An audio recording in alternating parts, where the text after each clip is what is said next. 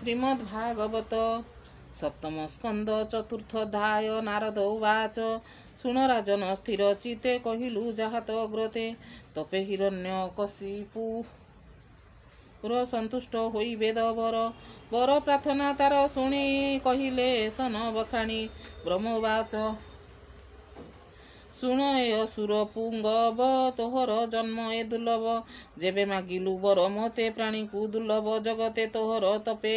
तोष होई देवी अन्यथा एथे नाई हेउ तो मन बांछा सिद्धि एमंत कही वेद निधि तत्क्षणे गले अंतर्ध्यान मिलिले आपणा भुवने एमंत ब्रह्मावर पाई सुवर्णमय तनु बई अनुज बध मन चिंती विदोष कला विष्णु प्रीति बले जिणिला दश दिश तीन भुवन कला ना उद्वस देव सुर नृप सर्वे उरग गरुड़ गंधर्व सिद्धचारण विद्याधर ऋषि पितर मुनिवर पिचास पक्ष रक्ष गण भूत बेताल रुद्रगण सकल प्राणी दर्प हरि विश्व संहार बस करी दिगपालଙ୍କ घरु आणी अमूल्य धन रत्न मणि स्वर्ग भुवने स्थान चेते देवଙ୍କ उद्यान सहिते सकल बले आवरिला इंद्र भुवने विजय कला विश्वकर्मार शिल्प जही त्रिलोक्ये कपटांतर नाई त्रिलोक्य लक्ष्मी जही बसे अशेष संपद प्रकाशे मर्कत भूवि जही साजे प्रबाल पावस्व विराजे स्फटिक पाचेरी आरंभ निर्मित वैचूर्य स्तंभ उपरे विचित्र वसन माणिक्य घटित आसन दिव्य आसन हेममय दिशई दुर्गफेन प्राय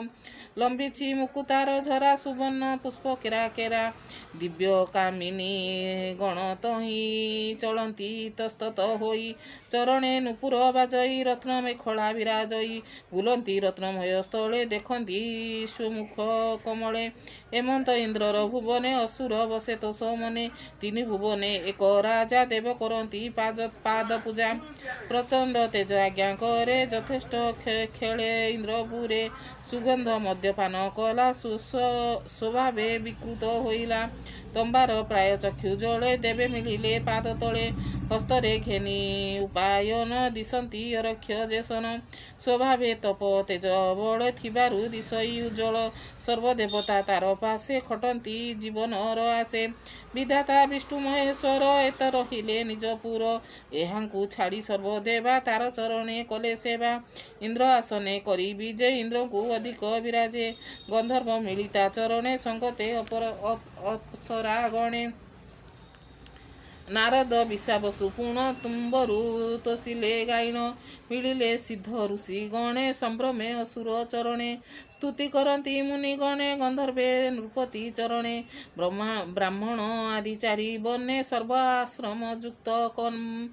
कर्मे पूजंती पितृदेव यज्ञ तार चरणे हविर्भागे शपथ दीप मही तले बिना वर्षणे शस्य फले फूल फलरे भूमि पूरी रहिला कामधेनु सरी एमंत बले नभ स्थल दिशई अत्यंत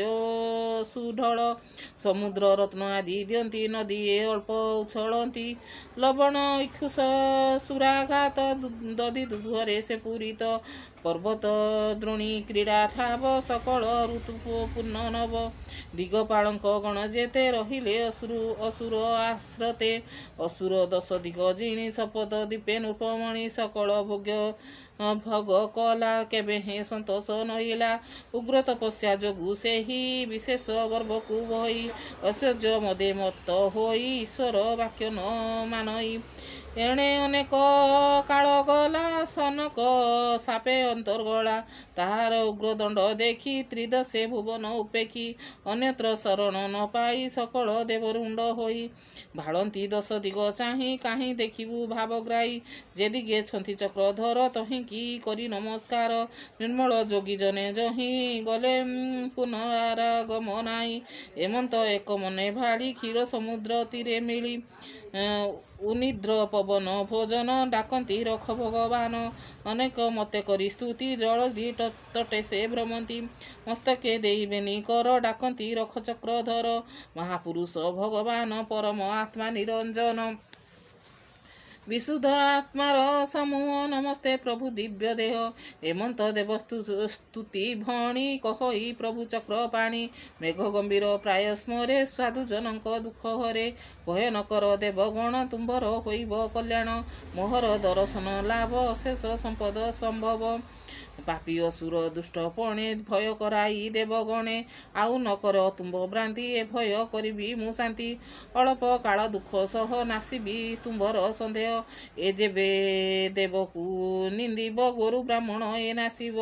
साधु जनकु दुष्ट पणे जेबे हिंसिब कारणे मोरे करिब रिपु भाव तेबे बेगे नाश जीव एबे हार निज सुत होइब विष्णुर भकत समदरसी साधु धीर प्रहलाद नाम ताहार ताहाकु जेबे लंघिब कोपे अनेक दुख देव ताहाकु संकटु रखिबी ब्रह्मार बर विनाशिबी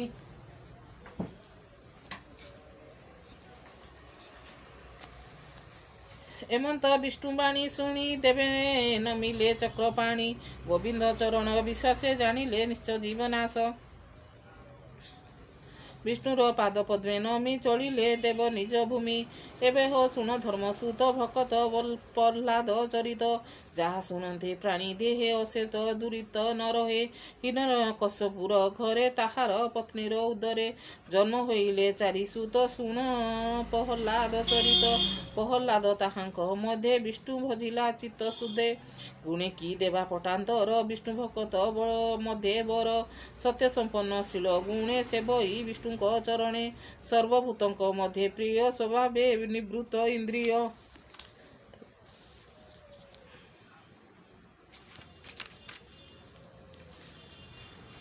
संत चरणे दास प्राय दुखी को भजे पिता स्नेहे समवयस स्नेह मये गुरु सेवे दास प्राय असुर वंशे जात होई असुर भाव हृदय नाही विपदे धीर भाव बही समस्त नश्वर भावई इंद्रिय बुद्धि जय करी शांत भावरे देह धरी हरि भजने तार मन निश्चले रहे सबुदिन ताहार महागुण मान मुनि कहती पुण पुण से पुणी विष्णुर विषय लक्षित लक्षित रुहे शत्रु को शत्रु कर से जार महिमा विष्णु से ताहाकु साधु गण मध्य केबा न गणे प्रमादे जार महिमा मुनि गणे चित्त भावंती अनुक्षणे स्वभावे तार शुद्धमती हरिचरणे नित्यरति बालक संगे क्रीड़ा करे क्रीड़ा